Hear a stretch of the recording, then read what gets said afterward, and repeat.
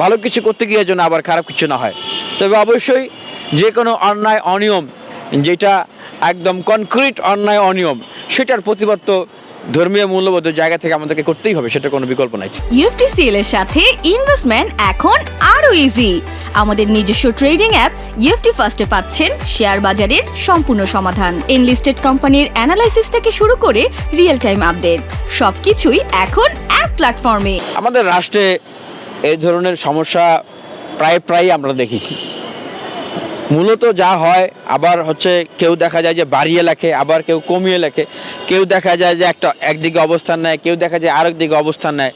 আমার কাছে আমি এখনও বিষয়টা ভেগ, আমি সুস্পষ্টভাবে আসলে বিষয়টা সম্পর্কে জানি না। তবে যতটুকু বিভিন্ন সামাজিক যোগাযোগ মাধ্যম থেকে দেখলাম যে আমাদের আসলে সহনশীল হওয়া দরকার।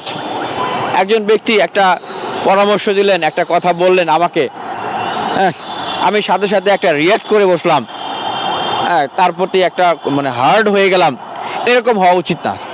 আবার একজন একরকম আছে, চলতেছে ফিরতেছে, আমার উপযাচক হয়ে গিয়ে তাকে একটা কথা বলবো, আগে চিন্তা করা উচিত যে এই কথা বললে আসলে উনি গ্রহণ করবেন কিনা।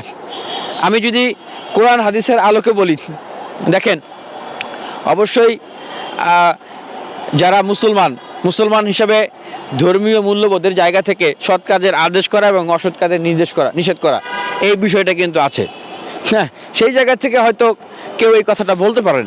আবার এটাও কিন্তু মাথায় রাখতে হবে যে হাদিসে যে জিনিসটা আছে যে আমি যে কাউকে উপদেশ দেব, সে যদি আমার উপদেশগুলো গ্রহণ না করে, সে যদি আমার উপদেশ না মানে, বরঞ্চ সে আমার উপদেশে আরও ক্ষিপ্ত হয় বা উপদেশকে অবমূল্যায়ন করে, খারাপভাবে উপস্থাপন করে, তার আমার উপদেশ দেওয়া দরকার নাই।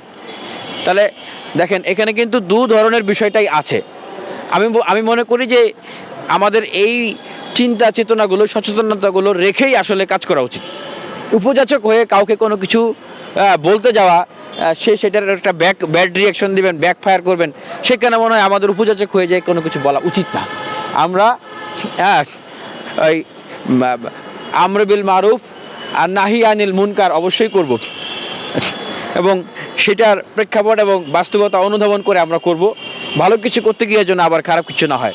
তবে অবশ্যই যে কোনো অন্যায় অনিয়ম, যেটা একদম কনক্রিট অন্যায় অনিয়ম, সেটার প্রতিবাদ তো ধর্মীয় মূল্যবোধের জায়গা থেকে আমাদেরকে করতেই হবে, সেটা কোনো বিকল্প নাই।